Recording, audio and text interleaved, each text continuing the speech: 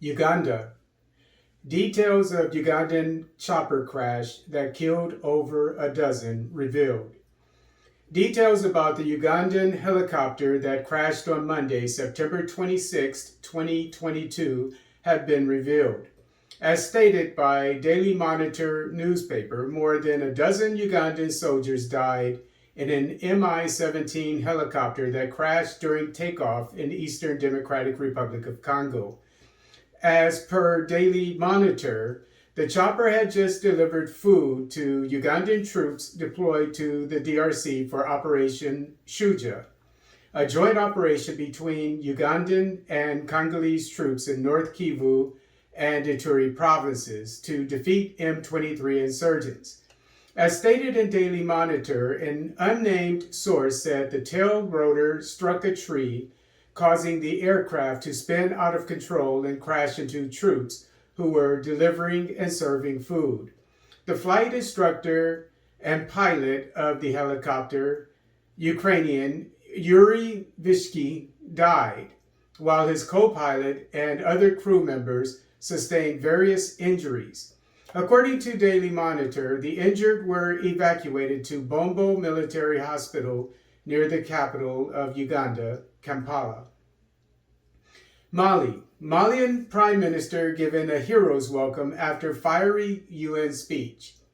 On Tuesday, September 27, 2022, many Malians gave Prime Minister Abdoulaye Maïga a hero's welcome as he departed his flight in the nation's capital, Bamako, after giving his fiery speech at the UN this past weekend.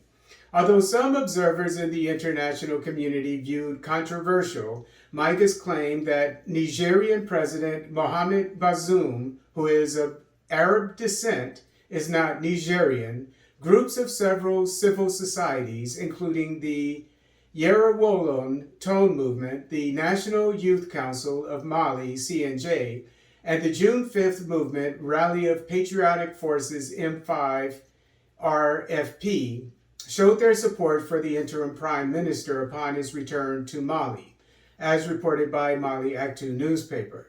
During his speech to the General Assembly of the UN in New York over the weekend, Maïga said, quote, "Mali and its people will not be spectators in the face of assaults and adversity.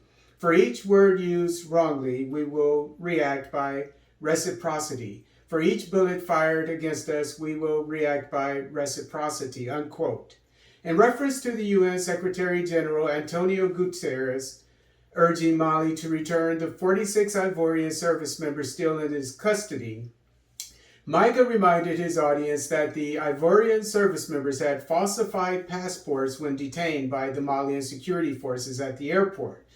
Maïga also slammed ECOWAS President Umaro Sissoko Embalo, also the president of Guinea-Bissau, for, quote, mimicking, unquote, the United Nations. Finally, Maïga criticized the French for its spiteful behavior toward Mali, while praising the productive presence of the Russians. Mali promises not to join sanctions by ECOWAS on Guinean junta. On Wednesday, September 28, 2022, Mali announced it will not comply with the decision of the Economic Community of West African States, ECOWAS, to impose sanctions on Guinea. As stated in Reuters, ECOWAS imposed sanctions on Guinea last week for failing to organize democratic elections in a timely manner since the junta seized power last year.